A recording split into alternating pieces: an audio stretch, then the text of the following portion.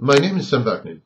I am the author of Malignant Self-Love, Narcissism Revisited.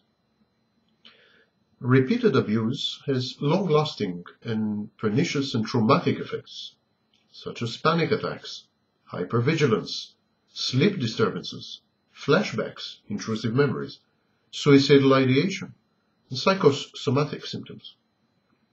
The victims experience shame, depression, anxiety, embarrassment, guilt, humiliation, abandonment, and an enhanced sense of vulnerability.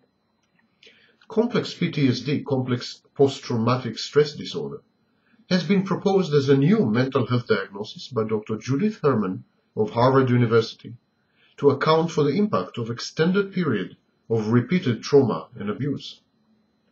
In an article titled Stalking, an Overview of the Problem, published in the Canadian Journal of Psychiatry in 1998, the authors Karen Abrams and Gail Robinson wrote, "Initially, there is often much denial by the victim. Over time, however, the stress begins to erode the victim's life and psychological brutalization results. Sometimes the victim develops an almost fatal resolve that inevitably, one day, she will be murdered.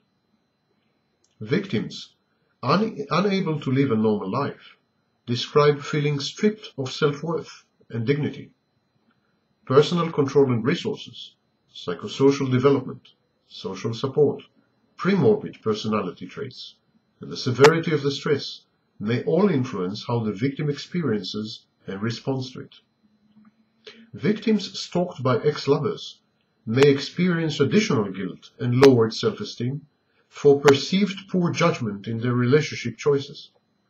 Many victims become isolated and deprived of support when employers or friends withdraw after also being subjected to harassment, or when they are cut off by the victim in order to protect them. Other tangible consequences include financial losses from quitting jobs, moving, and buying expensive security equipment in an attempt to gain privacy. Changing homes and jobs results in both material losses and a loss of self-respect. Surprisingly, verbal, psychological, and emotional abuse have the same effects as the physical variety, at least according to Psychology Today, the September-October 2000 issue. Abuse of all kinds also interferes with the victim's ability to work. Abrams and Robinson wrote in an article titled Occupational Effects of Stalking, published again in the Canadian Journal of Psychiatry in 2002. Being stalked by a former partner may affect a victim's ability to work in three ways. First, the stalking behaviors often interfere directly with the ability to get to work, for instance, flattening tires or other methods of preventing leaving home. Second, the workplace may become an unsafe location if the offender decides to appear there. Third, the mental health effects of such trauma may result in forgetfulness, fatigue, lowered concentration, and disorganization. These factors may lead to the loss of employment, with accompanying loss of income, security, and status. Still, it is hard to generalize. Victims are not a uniform lot. In some cultures, abuse is commonplace and accepted as a legitimate mode of communication, sign of love even, and caring, and a boost to the abuser's self-image. In such circumstances, the victim is likely to adopt the norms of her society, and thus avoid serious trauma. Deliberate, cold-blooded, and premeditated torture has worse and longer-lasting effects than abuse meted out by the abuser in a fit of rage and loss of self-control.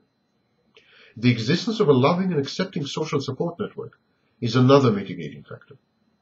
Finally, the ability to express negative emotions safely and to cope with them constructively is crucial to healing.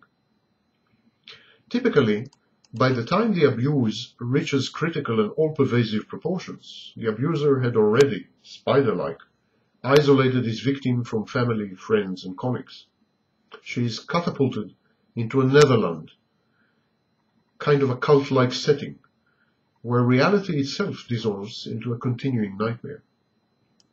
When she emerges on the other end of this wormhole, The abused woman, or more rarely men, feels helpless, self-doubting, worthless, stupid, and a guilty failure for having botched her relationship and abandoned her family or friends. In an effort to regain perspective and avoid embarrassment, the victim denies the abuse and minimizes it.